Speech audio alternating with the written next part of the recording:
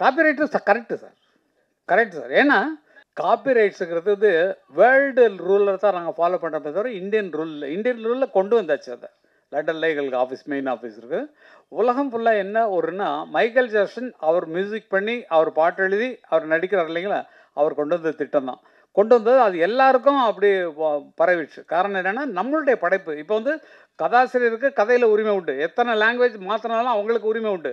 பாட்டுக்கும் அவங்களுக்கு சம்மந்தம் இல்லை. ஏன்னா தனி கிரியேஷன், தனி உங்கள் படத்துக்கு ஒட்டாமல் ஒரு மியூசிக் டைரக்டர் போட்டு நீங்கள் வந்து அவங்கள்ட்ட பாட்டு வாங்குறீங்க. உங்கள் படத்துக்கே போட்ட ஸ்பெஷல் சாங்கு, அதுக்கு பாட்டு எழுதுனவர் ஒருத்தர், அவருக்கு 2 பேர் தான் க்ரியேட் பண்ணுறவங்க. அதுக்கப்புறம் தான் அடுத்த கூலிக்காரங்களாக வர்றது பிளேபேக் சிங்கர்ஸ் வருவாங்க. அவங்களுக்கு பணம் கொடுக்குறோம், அவங்க வந்து பாடுறாங்க. முதல்ல இருந்த எங்களுக்கு சரஸ்வதி ஸ்டோர்ஸில் ஒன்றில் கான்ட்ராக்ட் இருந்தோம். எங்களுக்கு தெரியாது. அவங்க வந்து பூஜை அன்னைக்கு வந்து ஒரு 10,000 ரூபா அட்வான்ஸ் கொடுப்பாங்க.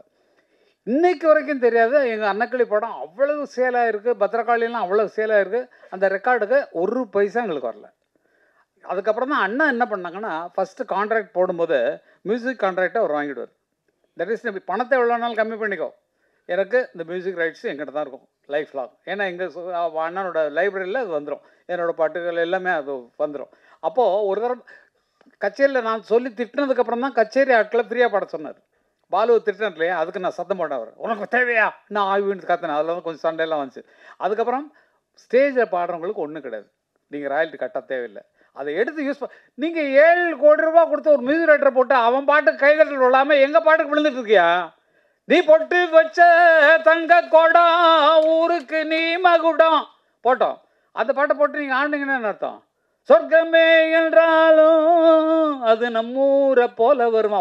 7 கோடி ரூபா கொடுத்தவன் பாட்டு கிட்டாவில் எங்கள் பாட்டை போட்டவொடனே கைதட்டல் வருது. இப்போ ஏன் ஜோடி மஞ்சக்கூருவி நாடுன பாட்டு தான், சாஞ்சாடு நெஞ்ச தழுவின்னு. மியூசிக் போட்டவன்ல ஓன் பாட்டு கிட்டாவில்லையா? எங்கள் பாட்டு போட்டவொடனே ஆளுக்கு கைதட்டான், உச்சிட்டு அடிக்கிறான், டான்ஸ் ஆடுறான். அப்போ அதுக்கு கூலி எங்களுக்கு வரணும் இல்லை? எங்கள் பேர் போடாமல் தானே எங்கள் மியூசிக் டைரக்டருக்கு பணம் கொடுத்து அவ்வளோ கொடுத்து அவங்கள்ட்ட வாங்க முடியாது தானே எங்கள் பாட்டை போடுறீங்க. அப்போ எங்களுக்கு அதில் பங்கு உண்டு இல்லை? எங்களுக்கு கொடுத்துருக்கணும் இல்லை? எங்கள்கிட்ட பெர்மிஷன் வாங்க, பெர்மிஷன் கேட்டால் ஃப்ரீ அண்ணன் கொடுத்துருவார். இப்போ கேட்காம போடுறதுனா அவருக்கு கோவம் வர்றது காரணம். எங்கிட்ட கேட்கல, எங்கிட்ட பெர்மிஷன் வாங்கலை அப்படின்னு சொல்லி சண்டை போடுறது காரணம் பணத்தை ஆசை இல்லை சார், கொட்டி கிடக்கு சார். பல பேர் நினைக்கிறீங்க. ஆனால் வந்து இந்த ரூலுங்கிறது விதிப்படி நம்ம போயே ஆகணும். விதி எவ்வளோ உருவாக்குனானோ, இப்போ இவங்க கதையை வந்து வேறு லாங்குவேஜில் போட்டாங்கன்னா இவங்க எவ்வளோ வேணாலும் கிளைம் பண்ணலாம். என்னோடய சீன்ஸ் இவ்வளோ, அதாவது எங்களுக்கு 40 செகண்ட்ஸ்னு வச்சுக்கலாம், அதெல்லாம் ரூல்லாம் சொல்லி எனக்கு சொன்னால் உங்களுக்கு புரியாது. அந்த மாதிரி அவங்க கதையின் மெயின் கதையை எடுத்து வேறு கதை பண்ணாலும், இது நம்ம கதையில் ரெஸ்பான்ஸ் பண்ண கூடுறாவனை அப்படின்னு சொல்லி கூப்பிட்டு நம்ம வாங்கிக்கிறதுக்கெல்லாம் ரைட்ஸ் உண்டு. எவன் உருவாக்குனானோ அவனுக்கு அதில் பங்கு உண்டு. அந்த மாதிரி தான் அந்த ராயல்ட்டிங்கிற விவகாரம் போயிட்டுருக்கு. அது இனிமேல் பிரச்சனையே வேண்டாம். ஏன்னா பாருங்கள், எந்த படத்துக்குமே வராது. ஏன்னா எங்களுக்கு தெரியல, நம்மகிட்ட பெர்மிஷன் கேட்காம போட்டிருக்கானே அப்படிங்கும்போது தான் உங்களுக்கு வருது. அஜித் படம் அதெல்லாம் ஒன்றும் இல்லை, எங்கள் பாட்டு அவ்வளோதான். ஒன் மியூசிக் டைரக்டரால் போட முடியல, எங்கள் பாட்டு தான் உனக்கு ஜெயிக்க வைக்குது அப்படிங்கிற சந்தோஷத்தோடு இருப்போம் நாங்கள். அது கேட்டுருந்தா இன்னும் சந்தோஷமாக கொடுத்துருக்கோம். கேட்கலங்கிறனால தான் கொஸ்டின். என்னுடைய சொத்தை எப்படி திருடலாம், நீ என்னுடைய கேட்டுக்குள்ளே எப்படி நுழையலாம், நீ தான் ஒரு மியூசிக் டைரக்டர் வச்சுருக்கே அவனை போட இல்லையா அந்த மாதிரி அப்படின்னு சொல்லி அவங்களாம் என்கரேஜ் பண்ணுறதுக்கு தான் அந்த விஷயமெல்லாம். அதனால் எல்லாமே நல்ல வைக்கிறதுக்கு தான் புரிஞ்சுக்குங்க. எல்லாம் எங்களுக்கு பணத்தாசை கிடையாது இல்லை, எக்கச்சக்கமாக இருக்குது, செலவு பண்ண முடியாமல் எக்கச்சக்க பணம் வச்சுருக்கோம். ஒரு ரியல் எஸ்டேட் அது யாருக்கு நாங்கள் ஏன் ஹெல்ப் பண்ண, நீங்கள் உழைச்சி முன்னுக்குவாங்க, நீங்கள் யாருக்கு என்ன பண்ணுறீங்கன்னு கேட்குறீங்க. அதெல்லாம் இல்லை. ஏன்னா இப்போ கல்யாண மண்டபம் கட்டி வாடகை தான் விடுவோம், நல்ல துட்டு உட்காந்துப்போம். எதுக்கு இது அடுத்த பிஸ்னஸ்ஸு? நமக்கு வரக்கூடிய அடுத்த சந்ததிகளுக்கு சேர்த்து வைக்க தான் அப்பங்காரன் இருக்கான். அதனால் சேர்த்து வச்சதெல்லாம் அடுத்த குழந்தைங்களுக்கு, பேரன் பேத்திகளுக்கு, அந்த அண்ணன் பிள்ளைங்களுக்கு, தம்பி பிள்ளைங்களுக்கு, அக்கா பிள்ளைங்களுக்கு இவங்களுக்கு கொடுக்கத்தான் எங்களுக்கு. அதுக்கு தான் சம்பாதிக்கணும், அவங்களும் நல்லா இருக்கணும் எங்களை மாதிரின்னு. அதனால் ஒவ்வொருத்தரும் அப்படி வாழுங்க. மற்றவங்களுக்கு தான தர்மம் பண்ணுறோம் அதெல்லாம் சொல்ல தேவையில்லை. தான தர்மம் பண்ணுங்க, மற்ற கஷ்டப்படுறவங்களுக்கு கொடுங்க, ஃப்ரீயாக கொடுங்க, மனசார இருக்கு. ஆனால் நீங்கள் சம்பாதிக்கிறது உங்கள் குழந்தைகள் பின்னால் வர்றவங்க கஷ்டப்படக்கூடாதுங்கிறதுக்காக சேர்த்து வைங்க. இதுதான் எனக்கு நாங்கள் சம்பாதிச்சதை நாங்கள் இப்போ என்ன பண்ணிகிட்ருக்கோமோ அதை உங்களுக்கு சொல்கிறோம். நீங்கள் அதே மாதிரி இருங்க, சந்தோஷமாக இருங்க. இன்றைக்கி நல்லா இருக்கிறீங்க, நாளைக்கு நல்லா இருக்க போகிறீங்க. இனிமேல் வருங்காலத்தில் இன்னும் உயர்ந்து நீங்கள் வாழ்வீங்க. உங்கள் எண்ணத்தை ஸ்திரப்படுத்துங்க. நம்ம என்ன ஒரே நோக்கத்தில் இருக்கணும், நான் டைரக்டர் தான், நான் ஃபிலிம் டைரக்டர் தான் வரப்பேன், இல்லைப்பா நான் நடிகராக தான் வரப்போகிறேன், அதில் எய்மாக இருக்கேன். அந்த கனவு தான் உங்களை மேலே கொண்டு போவோமே தவிர 10 பக்கம் திங்க் பண்ணிங்கன்னா வராது. மியூசிக் கிடைச்சா பண்ணலாமே, பாட்டு எழுத நான் எழுதலாமே, அப்படி வச்சுக்கூடாது என்ன மாதிரி. ஆனால் எல்லாத்துலேயும் நான் ஜெயிச்சிட்டேன், எல்லாத்துலேயும் பாட்டு எழுதுறதுலையும் ஜெயிச்சிருக்கேன். எல்லா பாட்டும் என்ன பாட்டெல்லாம் சொன்னேன்னா அது எக்கச்சக்கமாக இருக்குது. அந்த மாதிரி அதுலேயும் ஜெயிச்சிருக்கேன். மியூசிக் டைரக்ஷனில் 168 படம் பண்ணிருக்கேன். அது 2000 பாட்டு வரைக்கும் எழுதியிருக்கிறேன் நிறையா. எல்லாத்துலேயும் ஜெயிச்சது கடவுளுடைய செயல்.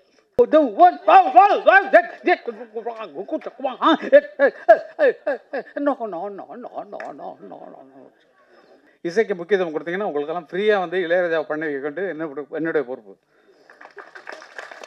நிஜமா சார், நல்ல கதையை கொண்டு வாங்க, அருமையான கதையை கொண்டு வாங்க.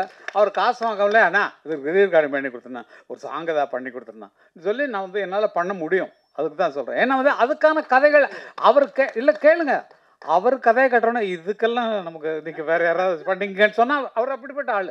கதையை கேட்டார்னா அவருக்கு பிடிக்கணும் மனசில். நல்லா இருக்க, இது எடுத்துருவீங்களா, நீங்கள் யார்கிட்ட அசிஸ்டண்ட்டாக ஒர்க் பண்ணீங்க, இதெல்லாம் கேட்பார். எப்படி ஒர்க் பண்ணீங்க, எப்படி இதை எடுப்பீங்க, இவ்வளோ ஸ்ட்ராங்கான கதை சொல்கிறீங்களே. இல்லை நான் எடுத்த படத்தை போட்டு பாருங்கன்னா உங்கள் படத்தை பார்த்தாருன்னா என்ன இப்படி படம் எடுத்து வச்சுருக்கேன், போய் இந்த கதையை என்ன பண்ண போகிறானோன்ற பயத்தில் போடக்கூடாத சூழ்நிலைகள் அவருக்கு வரலாம். அதனால் நல்ல கலைஞர்களை செலக்ட் பண்ணுங்கள், நல்லா கொண்டு வாங்க. உங்களுக்கு உதவுறதுக்கு நாங்கள்லாம் இருக்கோம், நாங்கள்லாம் மொத்தமாக இருக்கோம். இன்றைக்கி மத்தியானம் அண்ணன்ட்டு பேசி பெங்களூரில் இருந்தார். இப்போ பெங்களூர் இருந்தோன்னு நான் சத்தம் போட்டிருந்தேன் அவர்கிட்ட வந்து, இன்றைக்கி ஒரு சின்ன எங்கள் வீட்டில் ஃபங்க்ஷன், அது வீட்டில் நீ போய் நடத்திடுறாரு, பூஜை ரூமெல்லாம் போய் எல்லாம் பண்ணியாச்சு. அண்ணன் பேசினோடனே நான் வந்து என்னை கச்சேரிக்கு விட்டு போயிடுவார். ஏன்னா காரணம் இந்த கால் கொஞ்சம் எனக்கு இதாக இருக்கிறனால உன்னை பார்த்தா எனக்கு டென்ஷன் ஆகுது, நீ வந்து கீழே நடந்துட்டு இருந்தீங்கன்னா எனக்கு வந்து மேலே பாட முடியல, அதனால் விஸ்வாரன்னு நான் அவர்கிட்ட போய் நின்று டான்ஸ் எல்லாம் ஆடி காட்டிட்டேன். இனிமேல் கச்சேரிக்கு நான் வந்தே ஆவேன். ஃபாரின் கச்சேரியில் நிறையா இருக்குது, சிம்பனிக்கெல்லாம் விட்டு போயிட்டாங்க எனக்கு உடம்பு சரியில்லைன்னு. அந்த மாதிரி சண்டையெல்லாம் போகும். ஆனால் இன்றைக்கி அண்ணன் சொன்னார், நீ பார்த்தா கச்சேரி வந்தால் பேசிட்டே இருப்படான்னு. இல்லைண்ணா, நம்ம ரெண்டும் பேசும்போது நான் பேசிக்கிறேன், என்ன மாதிரி பேசுகிறதுக்கு ஆள் கிடையாது அவர்கிட்ட. நல்லா போட்டு கலாட்டா பண்ணுறது இல்லை.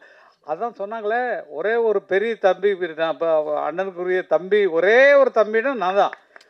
அது எவ்வளோ பெரிய பெருமை பாருங்கள். இதுக்கு மேலே கிரேடாக வேணுமா? நல்லது யோசிக்க. உலகம் புகழக்கூடிய ஒரு சிம்பனி எழுதி எல்லாம் வெளிநாட்டுக்காரெல்லாம் மூக்கில் வரல, ஐயோ அப்படி மொசாட் மாதிரி இருக்குது, இப்போ விதித்தவன் மாதிரி இருக்குது, அதே லிஸ்ட்டில் நீங்கள் வந்திருக்கீங்களே சொல்லி கேட்கும்போது எங்களுக்கெல்லாம் எவ்வளோ சந்தோஷம். உலக புகழ்பெற்ற சிம்பனின்னா உங்களுக்கு புரியாது, அதில் ரசிக்கிறவங்களுக்கு தனி மைண்ட் வேணும். அது மாதிரி நமக்கு போட்டோ அடித்தா போடுச்சு, தன்ன நன்னா தர நன்னா தன்னா நன்னா தேர நன்னா தன்ன நன்னா நன்னா தன்னா அண்ணா, இது நமக்கு புரியும். அந்த மீனை தெரிஞ்சு அந்த மியூசிக் ரசிச்சா தான் ரசிக்க முடியும். எதுக்குன்னா நீங்கள்லாம் தயாராகணும். கேட்டிங்கன்னா நல்லா தூக்கம் வரும். அது என்னமோ எங்கேயோ கொண்டு போகும். அந்த மாதிரி ஒரு மியூசிக்கில் உலக புகழ் பெறணும், நம்மளுடைய பேர் வந்து உலகத்தில் பேர் பெறணுன்ட்டு இப்போ எல்லா நாட்டிலையும் அவருடைய சிம்பனி அரேஞ்ச் பண்ணிருக்காங்க. ஜெர்மனில், டெல்லியில் வந்து நடக்க போகுது, இங்கே வந்து ஜூன் 2 பண்ண போகிறாங்க. அப்படிப்பட்ட அண்ணனும் நானும் ஒரே வயிற்றில் அம்மா வயிற்றில் பிறந்திருக்கோங்கிறதே பெரிய பெரிய பாக்கியம். வந்தால் இதுக்கு மேலே பட்டம் தேவையில்லை சார், எல்லாம் அவர் கொடுத்தது தான், அண்ணன் கொடுத்தது தான். ஃபஸ்ட்டு ஓப்பனிங்கில் ஒரு செக்கை கொடுத்து கோழி கூதுன்னு ஒரு படம் நீ வந்து டைரக்ட் பண்ணு அப்படின்னு சொன்னாங்க. நான் யார்ட்டையும் அசிஸ்டண்ட்டாகவே இல்லை, படங்கள் பார்த்துருக்கோம். ரீரெக்கார்டிங் போகும்போது அது எப்படி எடுக்கிறாங்க, அது எங்கே க்ளோஸ்அப் போடுறாங்க, எங்கே ட்ராலி போடுறாங்க, எங்கே வந்து க்ரெயினில் போகுது, எல்லாத்தையும் நோட் பண்ணியாச்சு. இது மட்டும்தான் காப்பி அடிச்சனே தவிர யார்கிட்டையும் வேலை செய்யவே இல்லை. எப்படி எடுக்க போகிறாங்கன்னா கதை சொல்லிடுறாங்க. எங்கள் அண்ணன் பாஸ்கருக்கு கதை சொல்கிறேன், கதை இன்னும் வரல, நான் யோசிச்சுட்ருக்கேண்ணா அப்படி சொல்லி பேசி இப்படி தான் கலெக்டாக போகும். அந்த படத்தோடைய தீம் பார்த்தீங்கன்னா ஒரு பழைய படத்தோடைய தீம், அதை வச்சு தான் டெவலப் பண்ணணும். அதெல்லாம் சொல்லக்கூடாது, ரகசியமெல்லாம் சொல்ல. என்ன புத்திசாலித்தனமாக படம் எடுத்திருக்காப்பா, கோழி கூது அப்படி அந்த மாதிரி. கரகாட்டக்காரன் சூப்பர், நீங்கள் பார்த்து ரிச்சத்தில் நான் மோனவள் தான் கரகாட்டக்காரன். அவங்க 2 பேரும் டான்ஸர் வச்சாங்க, நாங்கள் ஒரு நாதஸ்வரமும் ஒரு நாட்டிய காரியம் வச்சாங்க. நான் 2 பேரும் நாதஸ்வரம் நாட்டிய ஃபோக் டான்ஸில் உள்ளவங்க அப்படின்னு சொல்லி தான் அந்த படத்தை எடுத்தோம். எனக்கு அங்கே சோடாக்காரனை தெரியும், நான் வரேன் அப்படின்னு சொல்லுவாங்க இல்லைங்களா. இப்போ பாலையாசனம் சில வேலைக்கு தான், ஊர் விட்டு ஊர் வந்து காதல் கீதல் பண்ணாதீங்க, பேரு கெட்டு போச்சுதுன்னா நம்ம பொழப்பு என்னாகுங்க, விட்டுடு தம்பி. இதுவே அவங்க போட்ட வேண்டிய பாட்டை நாங்கள் போட்டோம். பாலையா கூட போனல சிவாஜி கூட, என்னப்பா ஏப்பா எங்கப்பா வந்துருக்க நீ, அந்த இடத்துல அவர் பாடிருக்க வேண்டிய பாட்டு அந்த இடத்துல பாட்டு வச்சிட்டோம். அது மாதிரி முன்னோர்கள் நமக்கு பெரியவங்களாக இருக்கிறனால அவங்கள ஃபாலோ பண்ணாலே நமக்கு நல்ல பேர் வரும். எல்லாம் வந்து என்னை பாராட்டி போல்டு தள்ளிட்டாங்க. பொன்மான தேடி நானும் பூவோட வந்தேன், நான் வந்த நேராந்த மானங்கு இல்லை, அந்த மான் போன மாயம் என்ன ஏன் ராசாத்தின்ற பாட்டு போட்டோம். இது கலைமணி ரைட்டர் வந்து ஃபஸ்ட்டு டைரக்ட் பண்ணுற படம் எங்கள் ஊர் ராசாத்திங்கிற படம். நான் மியூசிக்கு. அவர் சொன்னது என்னென்னா, இந்த இடத்துல காதலனும் காதலையும் பிரிஞ்சிருக்கிறாங்க, இந்த பாட்டுக்கு பாட்டு எடுத்து பாட்டில் அந்த மாதிரி நல்லா பாட்டுக்கு பாட்டு எடுத்துன்னு இந்த பாட்டை சரியாக கவனிக்க. பாட்டுக்கு பாட்டு எடுத்தான் தன்னா எதுனா பாட்டுக்கு பாட்டு எடுத்து மற்றெல்லாம் கட் பண்ணிட்டான். ஆரம்பத்தை பிடிச்சிட்டான்.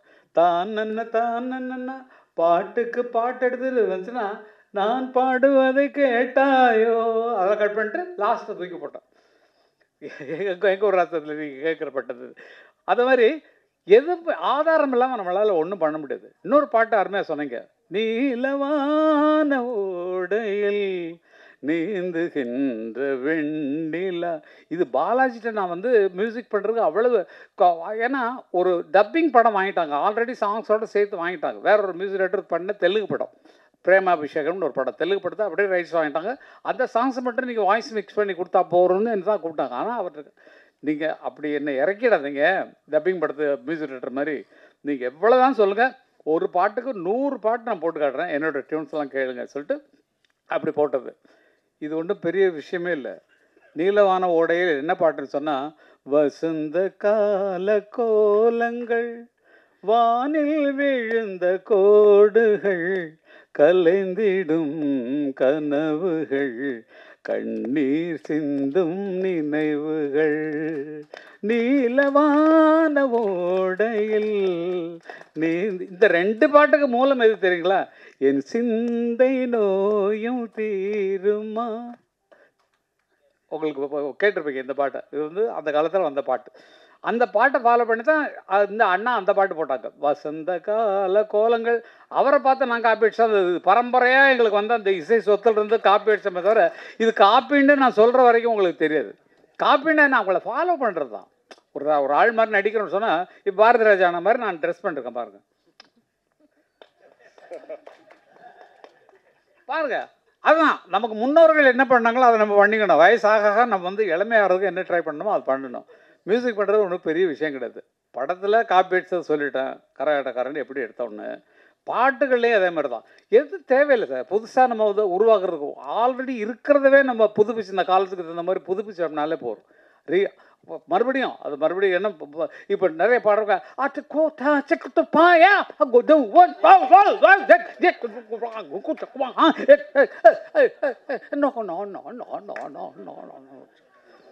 நீங்கள் நல்லா நினச்சி பாருங்கள், இருந்த கற்பை கெடுத்திருக்கமா காப்பாற்றிருக்கமான்னு யோசிச்சு பாருங்கள். பாட்டுடைய கற்பு, கதையினுடைய கற்பு எல்லாத்தையும் கலைச்சி. நான் தயவுசெய்து தப்பாக சொல்கிறேன்னு நினைக்காதீங்க. படம் பார்த்தா எல்லோரும் துப்பாக்கி வச்சுருக்காங்க. துப்பாக்கி இருக்குது, நிறைய துப்பாக்கி இருக்குது. இங்கே நான் படம் ஃபுல்லாக பார்த்தா தான் என்னால் சொல்ல முடியும். காரணம் என்னென்னா நல்லா இருக்குது, நல்ல ஒரு புதிய குழு உருவாக்கியிருக்கீங்க. கதையெல்லாம் பார்க்குறோம்.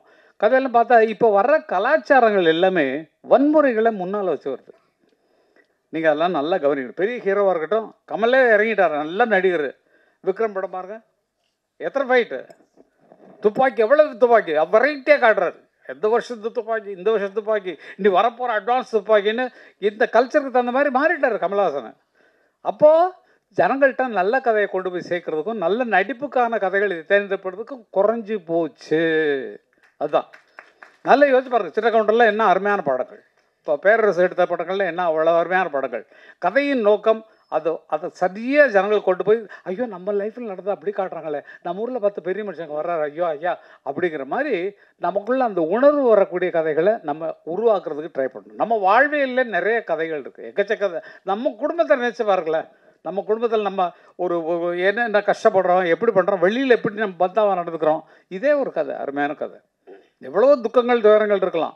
அது மாதிரி கதைகளை தேர்ந்தெடுப்பதில் இவங்களுக்கு ஒரு அறிவுரை மாதிரி தான் நான் சொல்கிறேன். அது என்னென்னா, நிறைய பேர் வச்சுட்டு தவிச்சிட்டு இருக்கிறாங்க, எங்களுக்கு ப்ரொடியூசர் கிடைப்பாங்களான்னு தவம் இருக்கிறாங்க. அப்படிப்பட்டவர்களே நீங்கள் கண்டிப்பாக நீங்கள் சேர வேண்டியது. இப்போ நீங்கள் வந்து டைரக்ட் பண்ணிருக்கீங்க, நீங்கள் இந்த டைரக்டர்ஸ் யூனியனில் மெம்பர் ஆனீங்களா? நான் கில்ட் இருக்கேன் சார். இல்லை சொல்லுங்கள். இதில் சார் வெங்கடையில் இல்லை சாரோட கண்டிஷன் போட்டுட்டாரு. இல்லை டெஃபினட்டாக மியூசிக் டைரக்டராக இருந்தால் எங்கள் மியூசிக் யூனியனில் இருக்கணும். ஒரு பாயா ஒர்க் பண்ணுற பாயாக இருந்தால் கூட அதில் யூனியனில் சேரணும். யூனியன் பாயை கரெக்டாக பிரித்து அருமையாக வச்சுருக்காங்க. டைரக்டர்ஸ் யூனியனில் இருந்தால் தான் டைரக்ட் பண்ண முடியும். இல்லாட்டா வந்து ஷூட்டிங் பேக்கப் பண்ண நிறுத்து யாரை கட்டியாக எடுத்துக்கிட்டு இருக்க அப்படின்னு சொல்லி இப்போ பேசுகிற ஆட்களுக்கெல்லாம் பயங்கர பார்க்குறதுக்கு சாஃப்டாக இருக்காங்க சார். அவங்க பண்ணுற பிடிச்சாங்கன்னா அவ்வளோதான். அந்த மாதிரி ஆட்கள் அதே மாதிரி என்ன ரூல் இருக்கோ அதை நம்ம ஃபாலோ பண்ணால் நல்லாயிருக்கும். என்னுடைய வேண்டுதல் என்னென்னா, இவ்வளோ பெரிய ஐடியாவோடு நீங்கள் பண்ணிட்டு இருக்கிறீங்க, நல்ல கதைகளை வச்சுட்டு எனக்கு ஒரு சான்ஸ் கிடைக்காதா, கிடைச்சா பிச்சிலாயா அப்படின்னு சொல்லி நினைக்கக்கூடியவர்கள் நிறைய பேர் இருக்கிறாங்க. அவங்கள யூஸ் பண்ணி நீங்கள் படத்தை ஆரம்பிங்க, அதில் காசு சேர்த்துக்குங்க. அதுக்கப்புறம் நீங்கள் வெளியே, ஏன்னா உங்கள் பாட்டே வந்தது, விட்பா விட்பா விடமாட்டோம்னு வந்தது ஃபஸ்ட் வேர்டு. இது வேற எவனா சொன்னால் உங்களுக்கு எப்படி இருக்கும்? உங்களை பார்த்து விட்பா விட்பா விடமாட்டோம் என்ன இப்படி?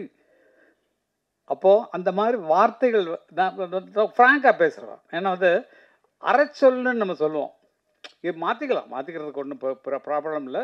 விடமாட்டோம்னா மற்றவன், ஏன்னா தியேட்டர் கிடைக்கிறது கஷ்டம், ரிலீஸ் பண்ண விட மாட்டேங்கிறாங்க. இடம் கேப்பு கிடச்சா ஒரு வாரம் ஃப்ரீயாக இருக்குது, அதில் வேணால் போட்டுக்கோ அப்படின்னு சொன்னால் அந்த படம் எங்கே வெற்றி பெறாது. அதனால் அப்படி சொல்கிறதுக்கெல்லாம் ஆட்கள் நிறையா இருக்கிறாங்க. பாசிட்டிவ் திங்காக இருக்கணும், டோட்டலாக நெகட்டிவ் திங்கை பண்ணக்கூடாது. அந்த மாதிரி அதே மாதிரி வன்முறைகளை தூக்கி கொண்டு வந்து கதையாக்குவது குறையணும். நம்ம வாழ்வியலை சொல்லக்கூடிய கதைகளாக எடுத்திங்கன்னா ரொம்ப நல்லா இருக்கும்னு நினைக்கிறேன். இசைக்கு முக்கியத்துவம் கொடுத்தீங்கன்னா உங்களுக்கெல்லாம் ஃப்ரீயாக இளையராஜாவை பண்ணி வைக்கிட்டு என்னுடைய பொறுப்பு. நிஜமாக சொல்கிறேன், நல்ல கதையை கொண்டு வாங்க, அருமையான கதையை கொண்டு வாங்க. அவர் காசு வாங்கவில்லை, அண்ணா இது ரிலீவ் கார்டு பண்ணி கொடுத்துருந்தேன், ஒரு சாங் தான் பண்ணி கொடுத்துருந்தேன் சொல்லி நான் என்னால் பண்ண முடியும். அதுக்கு தான் சொல்கிறேன். ஏன்னா அதுக்கான கதைகள் அவர் இல்லை கேளுங்க, அவர் கதையை கட்டுறோன்னா இதுக்கெல்லாம் நமக்கு நீங்கள் வேறு யாராவது பண்ணிங்கன்னு சொன்னால் அவர் அப்படிப்பட்ட ஆள். கதையை கேட்டார்னா அவருக்கு பிடிக்கணும் மனசில், நல்லா இருக்க இது எடுத்துருவீங்களா, நீங்கள் யார்கிட்ட அசிஸ்டண்ட்டாக ஒர்க் பண்ணீங்க, இதெல்லாம் கேட்பார். எப்படி ஒர்க் பண்ணீங்க, எப்படி இதை எடுப்பீங்க, இவ்வளோ ஸ்ட்ராங்கான கதை சொல்கிறீங்களே, இல்லை நான் எடுத்த படத்தை போட்டு பாருங்கன்னா உங்கள் படத்தை பார்த்தாருன்னா என்ன இப்படி படம் எடுத்து வச்சுருக்கேன், போய் இந்த கதையை என்ன பண்ண போகிறானோன்ற பயத்தில் போடக்கூடாத சூழ்நிலைகள் அவருக்கு வரலாம். அதனால் நல்ல கலைஞர்களை செலக்ட் பண்ணுங்கள், நல்லா கொண்டு வாங்க. உங்களுக்கு உதவுறதுக்கு நாங்கள்லாம் இருக்கோம், நாங்கள்லாம் மொத்தமாக இருக்கோம். நானும் சரி, நீங்கள் எந்த டைரக்டர் வேணாலும் போடுங்க, நாங்கள் 3 பேருமே கவிஞர்கள், பாடலாசிரியர்கள். உங்களுக்கு ஃப்ரீயாக பாட்டு எழுதித்தரோம், நீங்கள் யாரை வேணாலும் மியூசிக் போடுங்க. இப்போ நீங்கள் போட்ட பாட்டவே நான் மியூசிக் டைரக்டருங்கிற முறையில் சொல்கிறேன், அது உங்களுக்கு தெரியறதுக்கு சான்ஸ் இல்லை, எனக்கு தெரிஞ்சது சொல்கிறேன். 2-3 இடத்துல அந்த ஃபிமேல் வாய்ஸ் டோனை ஒரு செமிட்டோன்னா அந்த சுதி இருந்துச்சுன்னா பாட்டுருக்காங்க, அதை நோட் பண்ணி அந்த இடத்துல பிச்சை ஏற்றணும் கொஞ்சம். அந்த மாதிரி சில வேலைகள்லாம் இருக்கும் உங்கள் சாங்கில், அது மாதிரி ஆடியோவில் சொல்கிறேன். எங்களுக்கு அந்த புத்தி தான், என்ன இப்படி பண்ணிருக்காங்க அப்படிங்கிற மாதிரி மற்றவங்களுக்கு தெரியறதுக்கு சான்ஸே கிடையாது. மியூசிக் தெரிஞ்சவங்க மற்றவங்களாம் தெரிஞ்சாங்கன்னா இது மாதிரி அட்வைஸ் பண்ணுவாங்க. எதுக்கு நான் அட்வைஸ் பண்ணுறேன்னா, மறுபடியும் உங்களை நான் பார்த்துட்டு இதெல்லாம் சொல்ல போகிறதில்ல, இது ஒன்று தான் எனக்கு சந்தர்ப்பம் கிடச்சிருக்கு, இதில் தான் என்னுடைய ஆதங்கத்தெல்லாம் கொட்டி ஆகணும். அதனால் நீங்கள் அடுத்து பண்ண போகிறதில்ல, இன்னும் தெளிவாக பண்ணுங்கள். கொஞ்சம் நல்ல மியூசிக் தெரிஞ்சவங்களாம் போடுங்க, நாங்கள்லாம் இருக்கோம் ஃப்ரீயாக பண்ணி தர்றதுக்கு. நிஜமா ஆமா, இந்த மாதிரி ஆட்கள் நிஜமா கண்டிப்பாக நான் பண்ணுவேன். அவர் மியூசிக் பண்ணுறவர் தான். பேரரசு பாட்டு சொன்னாலும் டியூனில் தான் சொல்லுவார். நீங்கள் அவர் படத்தில் வர்ற பாட்டெல்லாம் கேட்டிங்கன்னா அவர் சொன்ன டியூனில் தான் அவர் பாட்டெல்லாம் வந்திருக்கும். அந்த மாதிரி நான் கேட்டேன், உங்கள் படத்துக்கு நான் ஏதாவது பாட்டு எழுதிருக்கேன், இல்லை நான் விட மாட்டேங்க, நான் தான் எழுதிருக்கேன் பாட்டு அப்படின்றது. உங்களை மாதிரி தான் அப்படின்னாரு. நான் முதல்ல எல்லாத்தையும் வச்சு எழுதினேன். பேர் ஆர்வி உதயகுமார் படங்கள்லே நான் பாட்டு எழுதுறேன். மூக்கியற மூக்கா முட்டையுள்ள கேக்கா பாக்கி எதுவும் வைக்காம செத்து விடு ஷோக்கா கொண்ட மூடி காக்கா கண்ணு கொட்ட பாக்கா கண்ட உடனாவான கன்னி பையன் வீக்கா. இது மலையாள கப்பக்கிழங்கா இல்லை மயிலாப்பூர் வத்த குழம்பா இல்லை பம்பாயி பூரி கிழங்கா நம்ம பட்டிக்காட்டு கோழி குழம்பா பறிக்காத கத்திரிக்கா. அந்த மாதிரி பாட்டு படப்படன்னு வந்துடும். இவருக்கு ஆனால் இது கொஞ்சம் நல்லா இருக்கும்ப்பா, கமர்ஷியலாக நல்லா இருக்கும்ப்பான்னு சொல்லிட்டு அது மாதிரிலாம் பண்ணிய விஷயங்கள் உண்டு. நல்ல ஜெயிச்ச குழு நாங்கள்லாம், மற்றவங்களை வழிவிட்டு உட்காந்துருக்கோம். இப்போ எழுதுனா ஃபுல் சாங்கும் நாங்கள் தான் எழுதிட்டு தெரியணும். அதனால் மற்றவங்க புதுசாக வரவங்க, என் பையன்கிட்ட நான் சொல்கிறேன், டே நீ உங்கள் அப்பங்கிறதுக்காக ஒரு பாட்டு மட்டும் என்னை வச்சுக்க, மற்றவங்க உனக்கு யார் பிடிக்கிறாங்களோ அவங்களுக்கு பாட்டு இல்லை. இப்போ அவங்க படத்தில் கோட்டில் ஒரு பாட்டு என்ன, ஸ்விங்கி, சச்சு, வச்சு அதை அந்த மாதிரி மூக்க ராக்கு ராமாயிங்கிற மாதிரி வெஸ்டர்னில் போட்டான், அவ்வளோதான். அதை போட்டு அதுக்கு எழுத சொல்லி இங்கிலீஷ் வேர்டெல்லாம் போட்டு நமக்கு தெரியாத வேர்டெல்லாம் உள்ளே பூத்தி பாட்டு பண்ணோம். அதனால் எந்த சூழ்நிலைக்கும் ஒத்து போகிற ஆட்கள் உங்களுக்கு பக்கபலமாக எப்போதும் வந்திருக்காங்க, உங்கள் கூடவே இருக்கிறாங்க. எந்த நேரமே இவங்களை அழைக்கலாம். ஒரு கதை ரெடி பண்ணிங்கன்னா இந்த மாதிரி ஆளுக்கு கதை ரெடி பண்ணிருக்கோம், அந்த கதையை கேட்டு ஏதாவது சேஞ்சஸ் இருந்தால் சொல்லுங்கன்னா அதுக்கு கூட நாங்கள் ரெடி. ஏன்னா சினிமா உலகத்தில் இருக்கோம், சினிமா வேலையை தவிர வேறு எந்த வேலையும் கிடையாது. நாங்கள் சம்பாதிச்சதுக்கு நிறைய ஒரு எஸ்டேட்டு வாங்கி நிறைய வீடுகள் கட்டி வாடகை விட்டு பேசாமல் உட்காந்துருக்கலாம், அதெல்லாம் வரல. இளையராஜாவுக்கு இருக்கிற சொத்துக்கு மேலேயா அவ்வளோ இருக்குது. ஆனால் அவர் வேறு பக்க சிந்தனையே கிடையாது. உட்கார்றதெல்லாம் மியூசிக் எழுதுதான், அவ்வளோதான். வேறு சதா சர்வகாலமாக அதே சிந்தனையிலே உட்கார்ந்துருக்கக்கூடியவர் நான் பார்த்த வரைக்கும் நான் கொடுத்து வச்சேன் எங்கள் அண்ணா இளையராஜா தான், வேறு யாரும் கிடையாது. மற்றவங்களுக்கு வேறு வேறு இருக்குது. இப்போ என்னெல்லாம் விட்டிங்கன்னா இப்போ நைட்டு அவங்க கூட பார்ட்டிக்கு போயிட்டு அப்படியே போய்ட்டு வரேன். நான் பார்ட்டினா நான் வந்து சாப்பிட்றதில்ல, அது உண்மையிலே ரெக்கார்ட் பண்ணிக்கிறேன். அவங்கள மாதிரி நான் சாப்பிட்றதில்ல. இல்லை, அவங்க சாப்பிட்டுட்டு சாப்பிடுவாங்க, நான் சாப்பிடுவேன், அவ்வளோதான். அது மாதிரி இல்லை, எல்லாருமே இவங்கள பண்ணிட்டு சொல்ல சினிமாவில் எல்லாம் அது ஒரு ரிலாக்ஸு. ஃப்ரெண்ட்ஸோடு சேர்ந்தோமா, ஜாலியாக இருந்தோமா, அது போட்ட உடனே மனசு இருக்கிறதெல்லாம் கொட்டும். அதான் கொண்டு வெளியே நீங்களே ஆகிடுங்க. 2 ரவுண்டில் மச்சான் இது இன்னொன்று சொல்கிறியா, எனக்கு ஒன்று சொல்கிறியா, இன்னும் ஒன்று கொடுத்துடலாமேடா, இன்னொன்று இல்லைடா இவன் இப்படியே ஃபுல்லாக விட்டுட்டு நீ இதுக்கு மேலாம் அடிச்சிருக்கேன்டா முக்கால் சும்மாறா நான் இருக்கிற கஷ்டத்துக்கு சொல்லிடுறாரு. அது சரி, அதுக்கு அழாதுடா நீ இவரை அழுத சொல்லி ஆறுதல் சொல்கிற மாதிரி ஆயிடுவோம் நம்ம. அது கூட ஒத்து பண்ணணும். நல்லவைகளை நினைவுகள், நல்லதே நடக்கும்.